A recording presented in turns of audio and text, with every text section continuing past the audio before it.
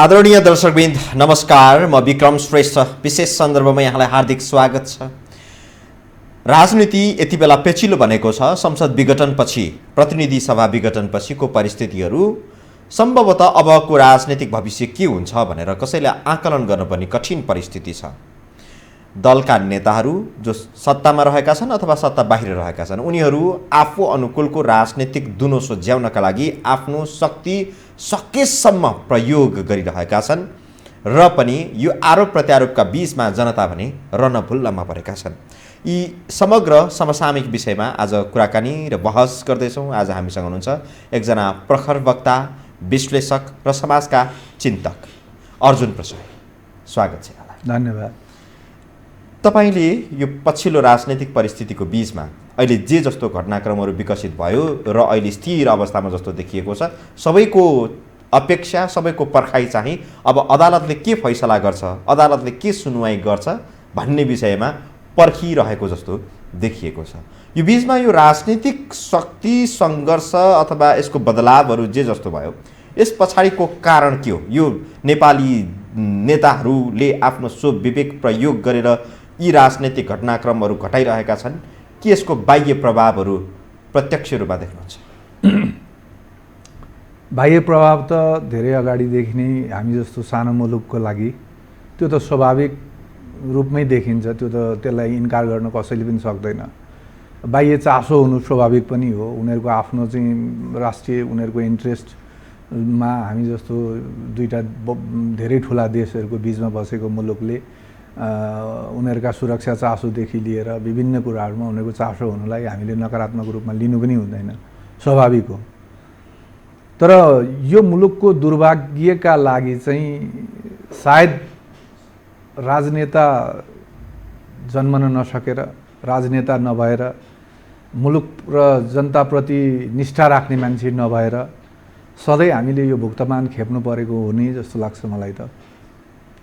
नत्र भने अब सबै कुराहरू सम्पन्न भइसकेको थियो। जनताले अभिमत पनि दिइसकेको अवस्था थियो। 2/3 बहुमत झन्नै प्राप्त गरेको दल एउटा चाहिँ दृष्टिकोण बोकेर घोषणापत्रमा उल्लेख भए अनुसारका क्रियाकलापहरूमा अगाडि बढिदिएको थियो भने आज तपाईले यो प्रश्न गर्नुपर्ने र मैले चाहिँ यसको सेरोफेरोमा बसेर जवाफ दिनुपर्ने आवश्यकता पर्दैन थियो होला।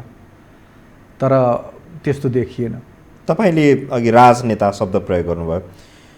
पछिल्लो समय प्रधानमन्त्री केपी शर्मा ओलीलाई अघिल्लो पटक प्रधानमन्त्री हुँदादेखि नै उहाँको ट्याग झुन्ड्याइया छ कि राजनेता केपी शर्मा ओली भनेर। उहाँको शुभचिन्तकहरू, उहाँको पार्टीभित्रका विश्वासपात्रहरूले उहाँको नामको अगाडि राजनेताको त्यो ट्याग सुहाउँदो छ। यस्तो हो, त्यो कार्यकर्ताहरूले विश्लेषण गर्ने, कार्यकर्ताहरूले दिने जुन विश्लेषण र विशेषण छ नि, त्यो आफ्नो ठाउँमा हुन्छ। तर आम नागरिकले हेर्ने दृष्टिकोण भनेको फरक हुन्छ। आम नागरिकले त्यो मान्छे जसले नेतृत्व गरिरहेको छ त्यो राजनेता हो कि होइन भन्ने कुरा आफ्नो काममा, आफ्नो चाहिँ नागरिकहरूको सेवामा, नागरिकहरूको उत्थानमा, देशको उत्थानमा खोज्ने गर्छन् भने कार्यकर्ताहरूले त स्वाभाविक रूपमा आफूले निष्ठा राखेको व्यक्ति हो भनेर भन्नुलाई त्यसलाई अन्यथा लिनु हुँदैन। राजनेता, देशको कार्यकारी प्रमुखलाई राजनेता भनेर मान्नु पनि ठुलो कुरा होइन। त्यसमा पनि केपी शर्मा ओलीमा जुन किसिमको नेतृत्वदायी भूमिका निर्वाह गर्दाखेरि निर्णय लिने क्षमता छ नि, त्यो निर्णय लिने क्षमता को आधारमा उहाँलाई राजनेता हो, उहाँ राजनेता हुन सक्ने व्यक्ति हो भन्दा फरक पर्दैन। उहाँको अगाडि राजनेताको त्यो ट्याग एक्ज्याक्टली। तर आम नागरिकले तपाईको हेर्ने दृष्टिकोण चाहिँ के हुन्छ भने मैले, हामीले, हाम्रो देशले, हाम्रो समाजले, हाम्रो नागरिक सोसाइटीले त्यो राजनेताबाट के पायो भनेर हेर्छ पहिला, अनि त्यसको आधारमा राजनेता हो कि होइन भनेर उनीहरूले भन्ने कुरा त त्यो आफ्नो ठाउँमा भयो। जनताले हेर्ने दृष्टिकोण। हजुर सर, अब म मूल प्रश्नमा गएँ। वैदेशिक प्रभाव अथवा विदेशी प्रभाव के कस्तो रहेको छ भन्ने विषयमा अहिलेको संसद विघटनको परिस्थिति र अहिले दलहरू जसरी आफ्नो किता काटमा लागेका छन्, यसमा छिमेकी दुई राष्ट्रहरू चीन र भारतहरूको नेपालमा प्रत्यक्ष प्रभाव त लामो समयदेखि यहाँले भने जस्तो हामीले हेर्दै आएका हौँ, महसुस गर्दै आइरहेका हौँ। तर पछिल्लो राजनीतिक घटनाक्रममा चीनको अलि बढी प्रभाव, अलि बढी अग्रसरता, अलि बढी क्रियाशीलता देखियो नै। चाहे त्यो चिनिया प्रतिनिधिमण्डल नेपाल आएर गरेको भेटघाटलाई होस् अथवा चिनिया राजदूत जो नेपालको लागि हुनुहुन्छ उहाँको दौडधुप शीतल निवासदेखि कोमलटार कोटेश्वर बालुवाटार यी सबैको दौडधुप हेर्दाखेरि प्रत्यक्ष देखिन्छ। चीन के चाहन्छ र चीनको चाहनालाई हस्तक्षेप गर्न अथवा त्यसलाई अवरोध सिर्जना गर्न भारत अमेरिका पनि त्यसमा सक्रिय छ। यी त्रिदेशीय सम्बन्धलाई तपाईँले कसरी हेर्नुहुन्छ? मैले अघि पनि तपाईँलाई सुरुमा भनेको थिएँ कि चीनले नेपालबाट जे आशा गर्छ त्यसलाई हामीले अन्यथा बुझ्नु हुँदैन। उसको प्रत्यक्ष अब एउटा विश्वमा नै अर्थतन्त्रको हिसाबले, शक्तिको हिसाब किताबले, सामरिक हिसाब किताबले अबको 2-4 वर्षभित्रैमा जुन चीन चाहिँ अमेरिकालाई पनि विश्वको नम्बर 1 शक्ति राष्ट्रको रूपमा चाहिँ उदयमान हुँदैछ भनेर प्रक्षेपणहरू आइरहेका छन्। यो परिस्थितिमा हामी जस्तो गरिबीबाट गुज्रिरहेको मुलुक चीनको विरुद्धमा प्रयोग नहोस् भनेर उसले खोज्नुलाई, उसले चासो राख्नुलाई हामीले अन्यथा भनेर सोच्नु हुँदैन। उसले स्थिर गभर्मेन्ट होस्, यहाँ चाहिँ एउटा बहुमतको सरकार बनोस् र उसले चाहिँ यो यहाँ चीन विरोधी क्रियाकलापहरू नहुन् भनेर चीनले सोध्छ भने त्यसलाई हामीले नकारात्मक रूपमा लिनुहुन्छ र हुँदैन नि। यहाँ अस्थिरता सिर्जना भयो, यहाँ चाहिँ तपाईँको फेरि लडाइँ झगडाको स्थिति सिर्जना भयो र त्यही आधारलाई त्यसैमा टेकेर चाहिँ विदेशी शक्ति राष्ट्रहरू चीनको विरुद्धमा यहाँ प्रयोग हुन्छन् कि यहाँ चाहिँ आएर खेल्ने ठाउँ पाउँछन् कि भनेर उसले चासो राख्नुलाई हामीले अन्यथा भनेर सोच्नु हुँदैन। अरू हामीसँग उसको त्यो चासोले हाम्रो राष्ट्रियता, हाम्रो स्वाभिमान र हाम्रो समाज, हाम्रो गतिशीलतामा कुनै अवरोध गर्दैन। राष्ट्रियताको परिभाषा के हो? राष्ट्रियता भनेको एउटा राष्ट्रको भाषा, धर्म, संस्कृति आदि इत्यादिमा विदेशीले प्रभाव पारेका आधारमा यहाँ परिवर्तनहरू हुन्छन्।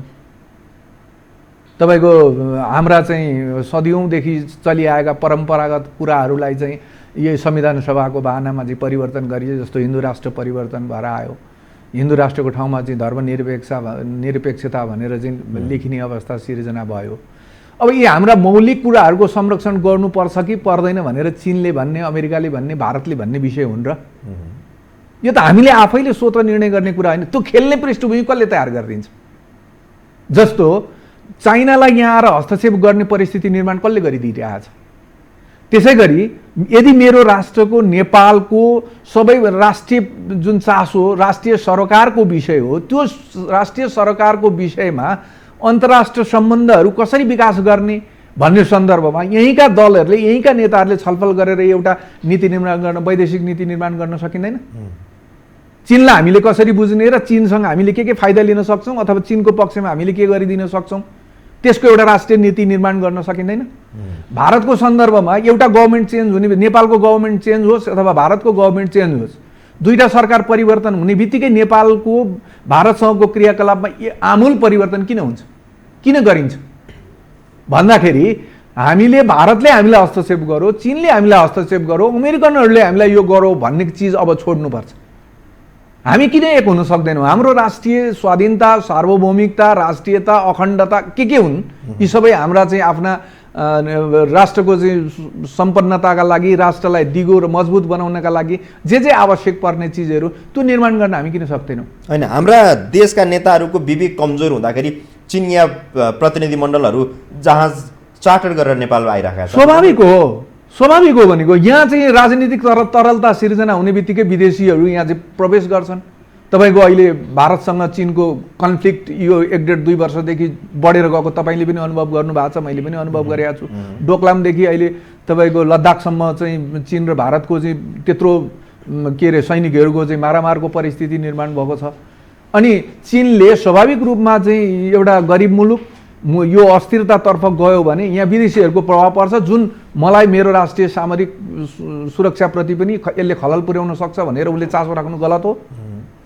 तर बुझाइ त यस्तो छ नि, भारतीय जो हस्तक्षेप थियो त्यो न्यून हुँदै गयो, गौण हुन थाल्यो, कमजोर हुन थाल्यो। चिनिया पक्ष चाहिँ बढी शक्तिशाली भएर आयो। छैन, भारतीय पक्ष चाइनाको बराबर नै भारतीयहरूको पनि यसमा चाहिँ भूमिका छ र उनीहरूको हुनुपर्ने चिजलाई हामीले नकार्नु हुँदैन। स्वाभाविक पनि छ, उनीहरूको पनि त राष्ट्रिय इन्ट्रेस्ट छ, उनीहरूको पनि राष्ट्रिय स्वार्थका कुराहरू छन्। अनि दुईटा राष्ट्रको आफ्नो स्वार्थको बीचमा हाम्रो नेपालको अथवा हाम्रो देशको लिडरसिप चाहिँ ती दुईटा देशको विवेक अथवा स्वार्थमा केन्द्रित भएर त्यसमै परिचालित हो। बस त्यही हो हाम्रो दुर्भाग्य भनेकै त्यही चिज हो।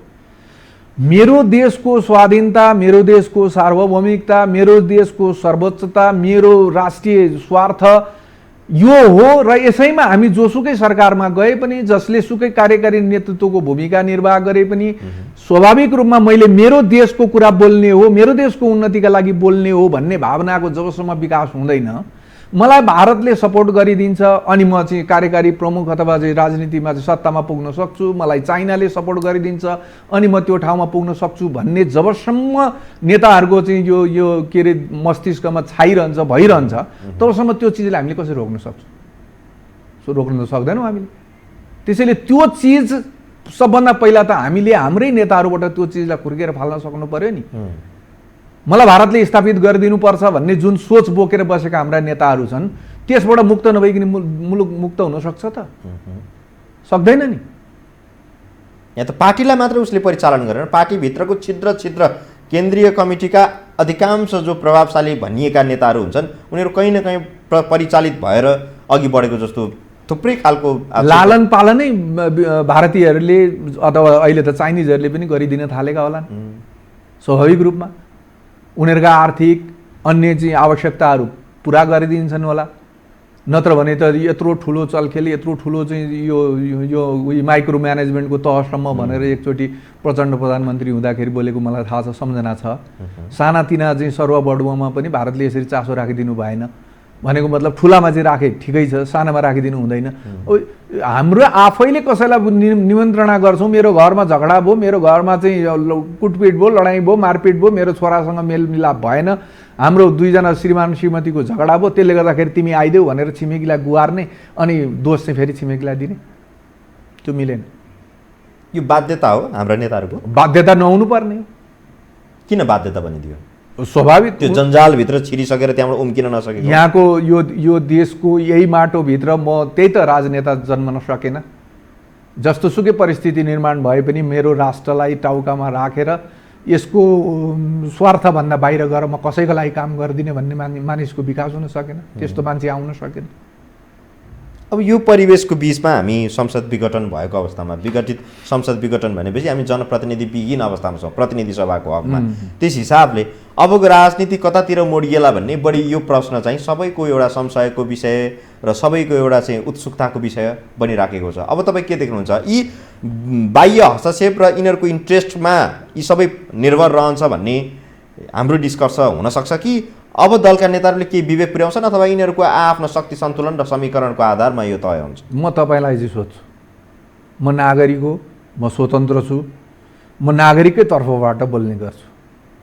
संसद विघटन भयो, जनप्रतिनिधि विहीन भयो भनेर तपाईँले भन्नुभयो। जनताको प्रतिनिधित्व गरेको संसद हुन्थ्यो भने आज सारा मान्छे अथवा म शुद्ध सडकमा चाहिँ यसको पुनर्स्थापना हुनुपर्छ भनेर बाहिर निक्लिन्थ्यो होला। किन निक्लिँदैनन् नागरिकहरू? त्यो जनताले प्रतिनिधित्व गरेको संसदै थिएन। त्यहाँ तपाईँले कहिल्यै सुन्नुभयो जनता र देशका लागि छलफल भएको तपाईँ देख्नुहुन्छ? त्यहाँ बोल्दाखेरिको, त्यहाँ अभिव्यक्त गर्दाखेरिको महत्त्वपूर्ण जिम्मेवारी वहन गरेर चाहिँ सत्तामा बसेका र सत्ता बाहिर बसेका प्रतिपक्षमा बसेका नेताहरूले पनि आफ्नो स्वार्थभन्दा बाहिर संसदमा कुनै दिन यो देशको पक्षमा छलफल भएको तपाईँले देख्नु भएको छ? अनि के को जनप्रतिनिधि हुन्छ? जनताको प्रतिनिधि सभा यदि त्यो विघटन भएको भए आज यस्तो सुनसान यो मसानघाट जस्तो सडकहरू हुन्थ्यो होला? जनतालाई त चासै छैन यो विषय। के मतलब जनतालाई? मैले त अहिले प्रत्यक्ष रूपमा जति नागरिकहरूसँग म जोडिन पुगेको छु उनीहरू के भनिरहेका छन्, तपाईँ चाहिँ यो इन्टरनेटहरू यो अहिले चाहिँ जुन सञ्चार माध्यमका विभिन्न क्षेत्रहरू छन् तिनीहरूमा तपाईँ ट्विटरदेखि लिएर यावत कुरामा हेर्नुहोस् त, जनताले घुँडामुन्टो गरेर निर्माण गरेको कमाएको पैसालाई करबाट प्राप्त गरेको जुन रकम हो त्यो चाहिँ फोकटमा खाएर बसेका मान्छेहरू अहिले कमसेकम यो संसद विघटन भइसकेपछि हाम्रो पैसा त जोगिएको छ भन्ने पक्षमा किन जान्छन् मान्छेहरू? जनताका आवाजहरू, जनताका सुख सुविधाका लागि हुने कुराहरू, देशले उन्नति गर्ने कुरा, देशले प्रगति गर्ने कुरा संसदमा छलफल भइदिने, जनताका आवाजहरू त्यहाँ बुलन्द भइदिने, सरकारलाई काम गर्न बाध्य बनाउने, राष्ट्रिय स्वार्थमा केन्द्रित हुन बाध्य बनाउने खालको संसद भइदिएको भए, जनताका प्रतिनिधि भइदिएको भए आज त्यहाँ चाहिँ म यहाँ छु भनेर प्रचण्ड र माधव नेपाल सडकमा बस्नु पर्थ्यो? उहाँहरू घरमै बसे पनि सडकमा आम नागरिकहरू निक्लिने थियो, त्यो त छैन। त्यसैले के को जनप्रतिनिधि? जनप्रतिनिधि त यो मुलुकमा आजसम्म साँच्चैको जनप्रतिनिधि, जनताको उन्नति प्रगतिलाई दृष्टिगत गरेर जनप्रतिनिधि भएको मान्छे एउटा पनि देख्दिनँ म।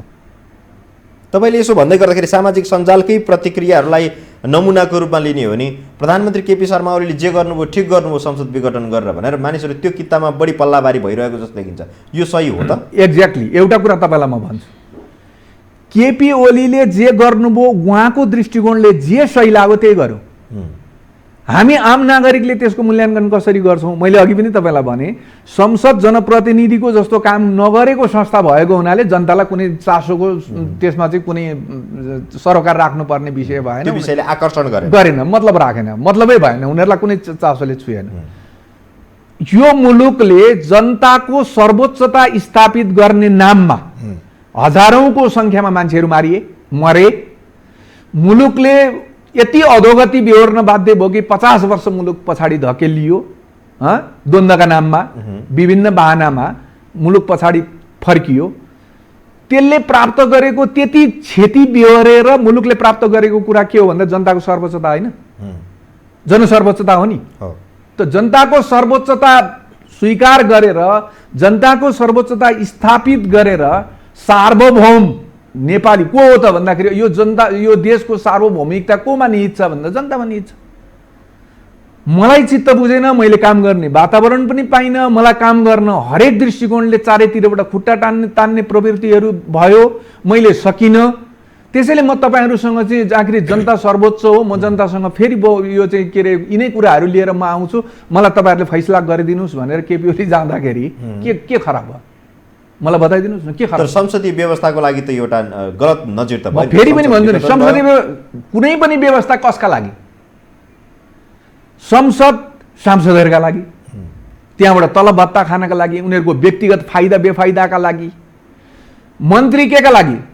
त्यसले राष्ट्रिय नीति निर्माण गर्ने, आफूले प्राप्त गरेको मन्त्रालय अन्तर्गतका क्रियाकलापमा चाहिँ उच्च किसिमको चाहिँ सेवा प्रदान गर्ने, नयाँ प्रविधिहरू भित्र्याउने, नयाँ कामहरू गर्ने, देश र जनताका लागि काम गर्ने वातावरण मन्त्रीले बनाउने हो भने जनताले पनि सोच्ने थिए त्यो प्रतिको एउटा इज्जत प्रतिष्ठा। तर यहाँ त मन्त्री हुनु भनेको उसले वर्षौँदेखि लगानी गरेको चिजको प्रतिफल प्राप्त गर्ने ठाउँ हो।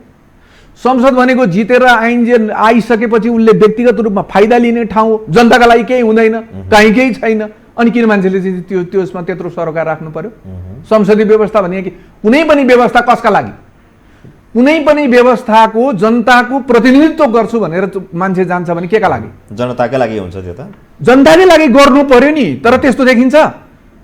तपाईँ यो देशमा सिंहदरबार घर घर गाउँ गाउँ पुर्याइयो भनेर भनियो, अहिले तपाईँको जनताले त्यो सिंहदरबार भनेको मतलब शासन सत्ता मैले नै आफैले मलाई शासन गर्ने अधिकार मसँग छ भन्ने अनुभूत गरेको स्थिति देख्नु। खैर, संसद पुनर्स्थापना अथवा निरन्तरता हुन्छ कि यो विघटन नै हुन्छ भन्ने विषय अदालतमा विचाराधीन विषय रहेको छ। यसमा धेरै टिका टिप्पणी गर्न आवश्यक पनि भएन। यद्यपि अहिले माधव कुमार नेपाल प्रचण्ड नेतृत्वको नेकपा होस् अथवा नेपाली काङ्ग्रेस होस् अथवा जसपा होस् अथवा अरू कुनै अरू ससाना पार्टीहरू सबै संसदको निरन्तरता चाहिन्छ, आवश्यकता छ। संसदीय व्यवस्थामाथि यो अक्षम्य अपराध हो भनेर त लागिरहेका छन् नि संसद बिउताउनको लागि।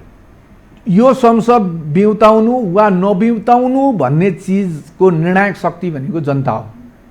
जनता नै सर्वोच्च हो। यो बिउताउनु पर्छ कि पर्दैन अथवा यो आवश्यक थियो कि थिएन भनेर त्यसलाई त्यसको गुणस्तर, संसदको गुणस्तरलाई जनतासम्म पुर्याउने काम जसको काँधमा थियो, यसको बदनामी र यसको बेइज्जती कसले गर्यो? कसले गर्यो? तिनै सांसदहरूले गरे, त्यही भित्रको सत्ता पक्षले गर्यो, त्यही भित्रको प्रतिपक्षले गर्यो नि। त्यसले गर्दाखेरि संसद बिउताउने कसरी बिउताउने? के आधारमा बिउताउने? तपाईको नेपालबाट चाहिँ के अरे राजतन्त्र समाप्त गर्दाखेरि सडकमा निक्लिएका जति पनि मान्छेहरू देखा परे त्यसको आधारमा संसद बिउताएर त्यहीँबाट चाहिँ गणतन्त्र घोषणा गरे जस्तो हो। अहिले केपी ओलीलाई चाहिँ संसद बिउताएर केपी ओलीलाई हामीले चाहिँ समाप्त गर्यौँ भनेर घोषणा गर्दा हुन्छ? संसदभित्रको आजको दिनमा पनि कार्यकारी प्रमुख भनेर बसेका त केपी ओली नै हुन्। जति बेला संसदको विघटनको घोषणा गरे त्यति बेला त झन्डै झन्डै 2/3 बहुमत लिएर 66 लगभग 64-65% को चाहिँ हाराहारीमा बहुमत साथ प्रधानमन्त्री कार्यकारी प्रमुख भएर बसेका व्यक्ति हुन्। त्यसैले मलाई लाग्दैन अदालतले पनि कार्यकारी प्रमुखको अथवा राजनैतिक के अरे पृष्ठभूमिभित्र प्रवेश गरेर यसको फैसला गर्छ जस्तो मलाई लाग्दैन। जाने त अन्ततगत सर्वोच्च जनताको सर्वोच्चता हो, जनतामै जाने हो। जनतामा जाने भनेर वैशाख 17 र 27 गते त निर्वाचनको मिति पनि तोक्यो मध्यावधि निर्वाचन सम्भव छ त? किन नहुने? निर्वाचन गर्न किन सम्भव? आइसक्यो, 4 महिना बाँकी छ, दलहरू तितर बितर कता निर्वाचनको माहौल बनेको छैन, जनतामा पनि निर्वाचन मतदान गरौँ भन्ने खालको त्यो मानसिक त्यो अर्को पक्ष। जनताले अब गएर निर्वाचनमा मत हाल्छन् कि हाल्दैनन्, हाल्नु पर्छ कि पर्दैन, त्यो अर्को पक्ष। तर निर्वाचनको घोषणा भइसकेपछि निर्वाचन सम्पन्न गर्ने दायित्व भनेको निर्वाचन आयोगको हो। निर्वाचन आयोग म सक्छु भनिरहेछ, ऊ आफ्नो काममा जुटिसकेको अवस्था देखिन्छ। निर्वाचन भन्दा पहिला त दलहरू तयार हुनु पर्यो नि। दलहरू तयार नभएर तपाईँको हुन्छ निर्वाचन आयोगले म चुनाव गराउँछु भनिसकेपछि दल तयार हुँदैन भने कस्तो त्यो दलको के अर्थ रहन्छ? सारा दलहरू एकातिर छन् अनि प्रधानमन्त्री सारा दलहरू कसरी एकातिर एकल हटका कारणले मात्र सम्भावना हुन्छ? सारा दल तपाईँले भने जस्तो छैन। सर्वोच्च अदालतबाट संवैधानिक व्याख्या अनुरूप भएको निर्णयलाई मैले मान्छु भनेको छ प्रमुख प्रतिपक्षी दलले। अब सर्वोच्चले नै यो चाहिँ संसद पुनर्स्थापना हुन्छ, यो चुनावमा जान पाइँदैन भनेको अवस्थामा केपी ओलीले लडाइँ गर्नुहुन्न होला, गर्न मिल्दैन पनि। संविधान त त्यो मिल्दैन। त्यहाँभन्दा माथि गएर अर्को ठाउँमा चाहिँ होइन मैले यो गरेको सही थियो भन्ने ठाउँ पनि छैन भनिसकेपछि खुत्रुक संसद पुनर्स्थापना। धेरैको विश्लेषण चाहिँ के छ भने प्रधानमन्त्री केपी शर्मा ओलीले मिति जो निर्वाचनको तोक्नुभयो त्यसपछि फेरि यसलाई लिङ्गरिङ गर्दै लम्ब्याउँदै लैजाने र शासन आफैले चलाइरहने भन्ने। कसरी त्यो ल्याङ्गरिङ गर्ने अवस्था सिर्जना त दलहरूले गराइदिन्छन् अनि नै ल्याङ्गरिङ गर्नुहुन्छ।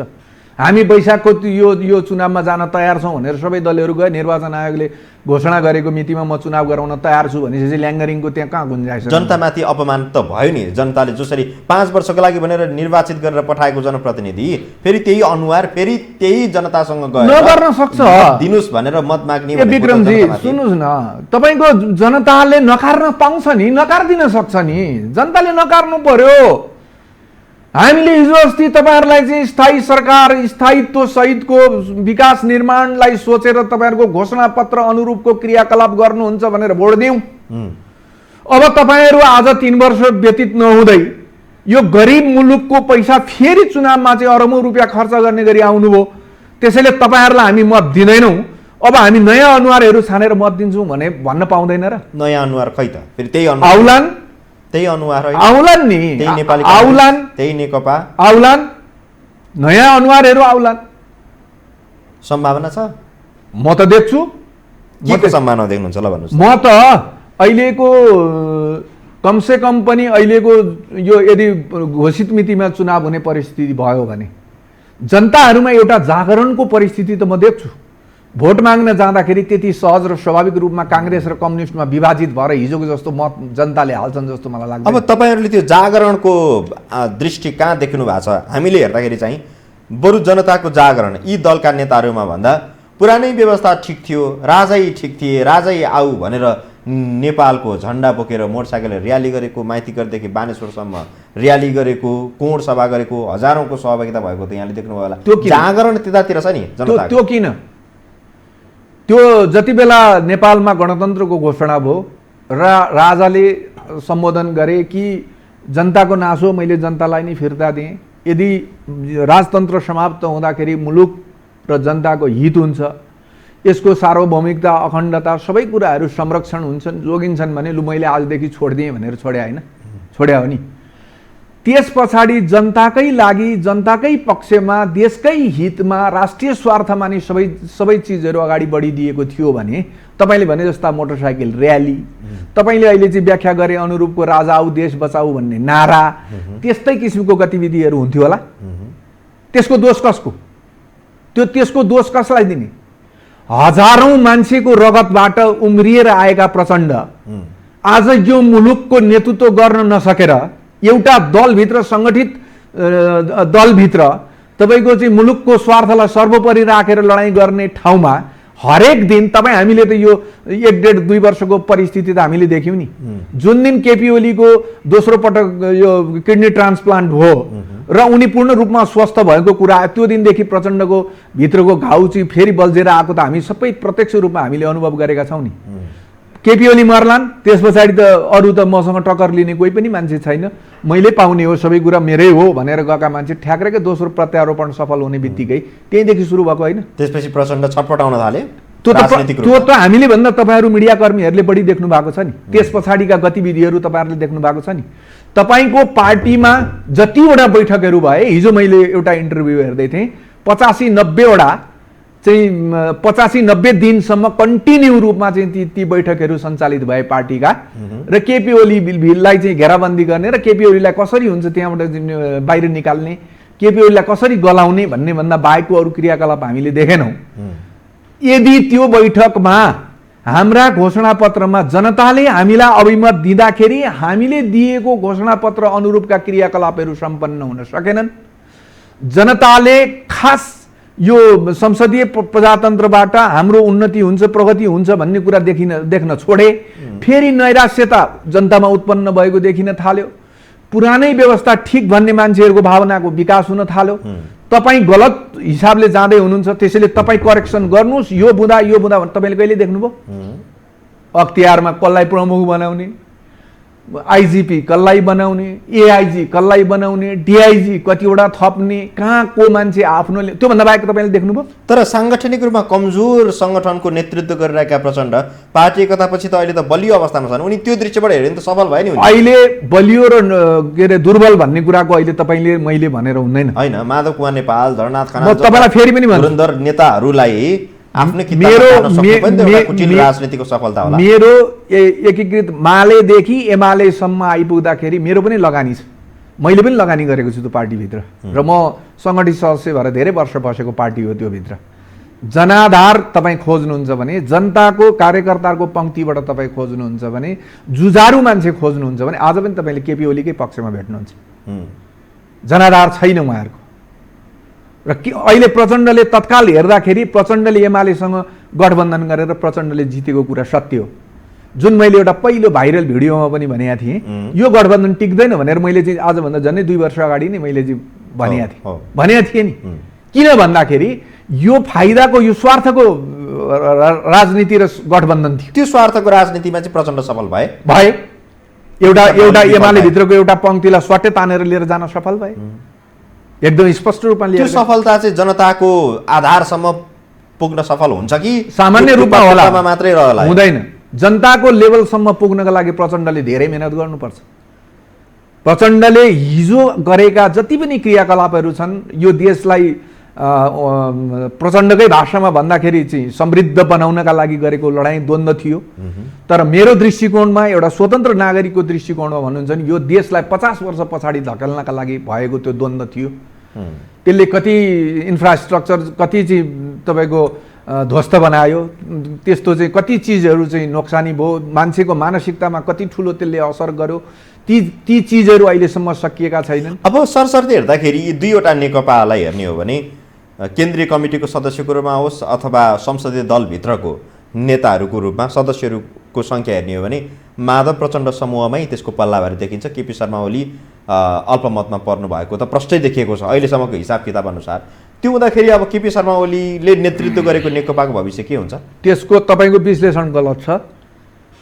जति बेला गठबन्धन अङ्कगणितीय म बताउँछु, अङ्कगणितको पनि त्यहाँ कुरा छ।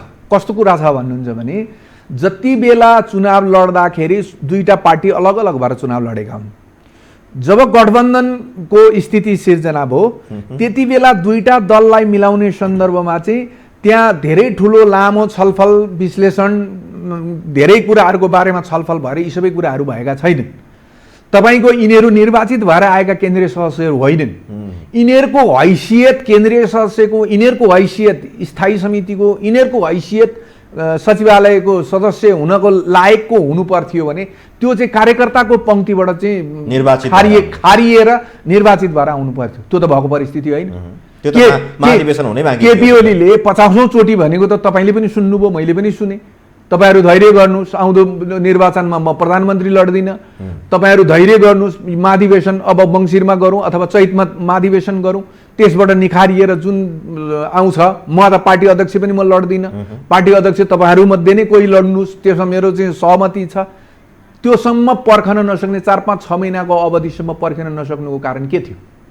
जनाधार थिएन उहाँहरूको, कार्यकर्ताको पङ्क्तिभित्र उहाँहरूको जनाधार थिएन, जसको कारणले उहाँहरू डराउनु भएको होइन भने केपी ओलीले त्यो दिएको चुनौतीलाई उहाँहरूले सशस्त्र रूपमा स्वीकार गर्नु पर्थ्यो, न आज मुलुकले यो दुर्भाग्य बेहोर्नु पर्थ्यो, न छँदा खाँदाको झन्डै 2/3 बहुमत सहितको सरकारको आज यो गति हुन्थ्यो, न मुलुक हेर्नुहोस् कुनै पनि देशको उन्नति प्रगतिको सबभन्दा ठुलो चिज भनेको जनतामा त्यस देशका जनताभित्र त्यस देशका नागरिकभित्रको उत्साह हो।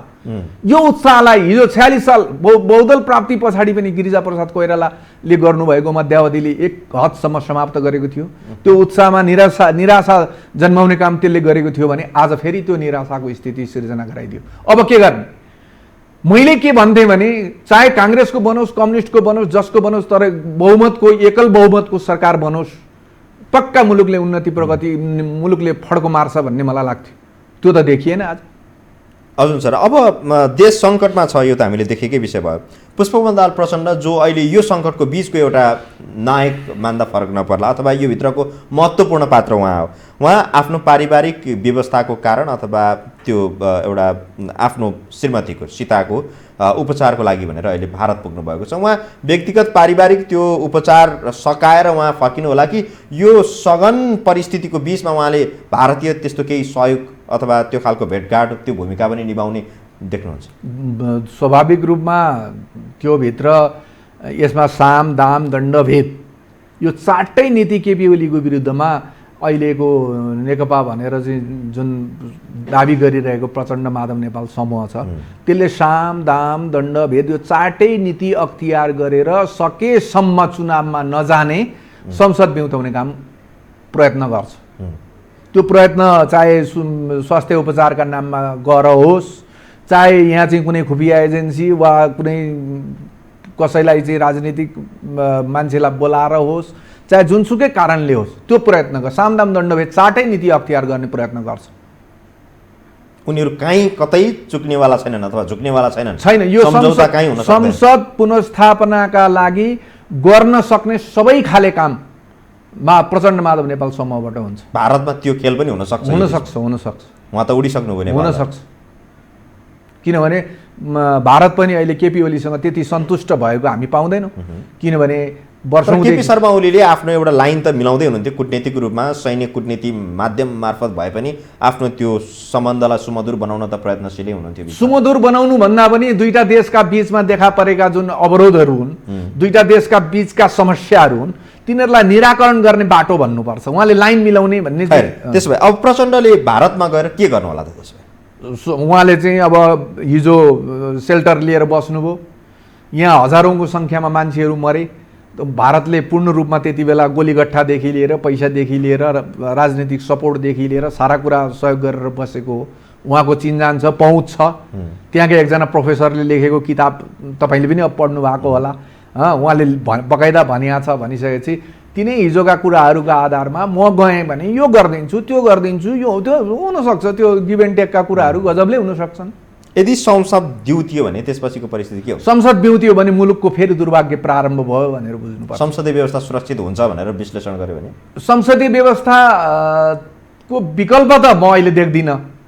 संसदीय व्यवस्थाको विकल्प खोज्नलाई त अन्तर्राष्ट्रिय परिस्थिति पनि त्यही अनुकूल हुनुपर्छ होला, त्यस्तो खालको परिस्थिति त म देख्दिनँ। होइन, तर्क त यो पनि त हो नि त, संसद बिउतियो भने जनताको मतको सम्मान गरिएको ठहरला अथवा स्थायी सरकारको लागि भनेर जसरी जनताले मत दिएर गएका थिए त्यसको एउटा सम्मान होला, सकारात्मक। यो तर्क पनि त स्वाभाविक। यथार्थमा त्यो सत्य होइन। मैले फेरि पनि तपाईँलाई दोहोऱ्याएर भन्छु, केपी ओलीको जुन निर्भीकता छ नि, निर्णय गर्ने क्षमता छ, चाहे त्यो मुलुकको हितमा होस् चाहे अहितमा होस्, चाहे त्यसले दूरगामी जस्तोसुकै प्रभाव छोडोस्, तर पनि लागिसकेपछि निर्णय गर्ने जुन क्षमता म देख्छु नि उहाँमा, त्यो निर्णय गर्ने उहाँको क्षमता अब देशका लागि भइदियो भने उहाँलाई राजनेता बन्ने एउटा सुनौलो अवसर त म देख्छु।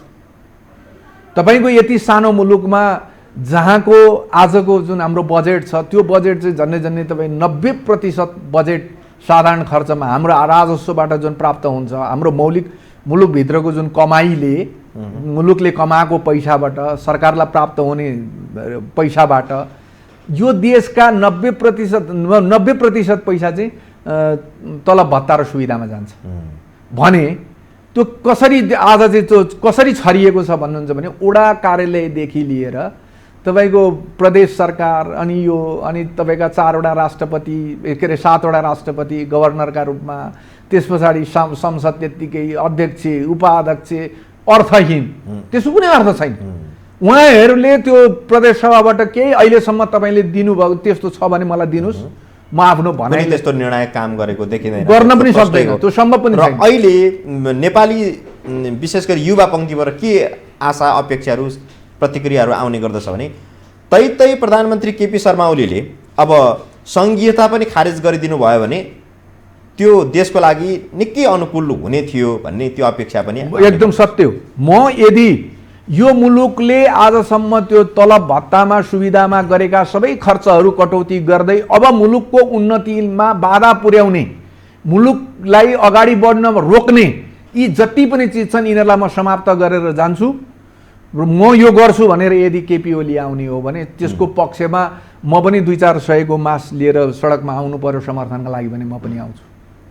यो तलब भत्ताभित्रै मुलुकको कमाइ जति सम्पूर्ण समाप्त गरेर त्यो पनि 50 डिग्री सेल्सियसको तापक्रममा भेडा चराएर पठाएका रेमिटेन्सका पैसा, त्यो पैसाबाट प्राप्त भएको चाहिँ राजस्व, अनि त्यो सबैलाई चाहिँ बाँडचुँड गरेर खाएर चाहिने नचाहिने सारा चिज गराएर यो मुलुकलाई दुर्गतितिर लानुभन्दा उहाँले त्यो बोल्ड डिसिजन गरेर जाने हो भने राजनेताका लागि उहाँलाई सम्भावना, तपाईँले अघि निर्भीक नेता भनेर भन्नुभयो, त्यो सम्भावना छ त? उहाँले त्यो आँट गर्न सक्नु होला? उहाँले गर्नु भएन भने अरूले गर्न सक्दैन। त्यो आँट गर्न सक्ने क्षमता केपी ओली भन्दा बाहेक अरूमा छैन। यदि चाहनुभयो केपी ओली भित्र त्यो राजनेतामा हुने क्षमता यदि उहाँमा चाहिँ भित्र प्रस्फुटन हुने परिस्थिति निर्माण भयो भने हुनसक्छ। उहाँलाई सल्लाह दिनेहरूले पनि दिनुपर्छ। अब होचपोचमा अगाडि पछाडि लगाएर अगुवा पछुवाका साथमा कार्यकर्ता पालेर बस्नुभन्दा समग्र देश र जनताका लागि मैले गर्नुपर्छ भन्ने भावनाको जागरण चाहिँ केपी ओलीमा आओस् भनेरै हामी सबै स्वतन्त्र नागरिकहरू अपेक्षा हात जोडेर बिन्ती पनि गर्छौँ, सबै चिज गर्छौँ उहाँमा आओस्। र यससँगै मेरो कार्यक्रमको समय सकियो। अर्जुन प्रसाद, यहाँलाई समय दिनुभयो, धेरै धेरै धन्यवाद। हस्, तपाईँलाई पनि धेरै धेरै धन्यवाद मलाई बोलाउनु भयो। अब आजभोलि त लेबल लगाएका फलानु पार्टीको फलानु यो यस्तो उस्तो भनेर चाहिँ तपाईँहरूले बोलाउने गर्नुहुन्छ। म जस्तो स्वतन्त्र नागरिककै अभिव्यक्ति व्यक्त गर्नलाई तपाईँले मलाई सम्झिनुभयो, यसको लागि तपाईँलाई पनि धेरै धेरै धन्यवाद। धेरै धेरै धन्यवाद। आदरणीय दर्शकवृन्द, उहाँ हुनुहुन्थ्यो अर्जुन प्रसाई, एकजना प्रखर वक्ता र उहाँ स्वतन्त्र व्यक्तित्वको रूपमा आफ्नो छवि निर्माण गर्नुभएको छ र उहाँसँग समसामयिक विषयमा राजनैतिक विश्लेषण गर्ने दृष्टिबाट त्यो अपेक्षासहित हामीले उहाँसँग कुराकानी गऱ्यौँ। हेरिदिनु भयो, धेरै धेरै धन्यवाद। भोलि पुनः उपस्थित हुनेछौँ। बिदा दिनुहोस्, नमस्कार।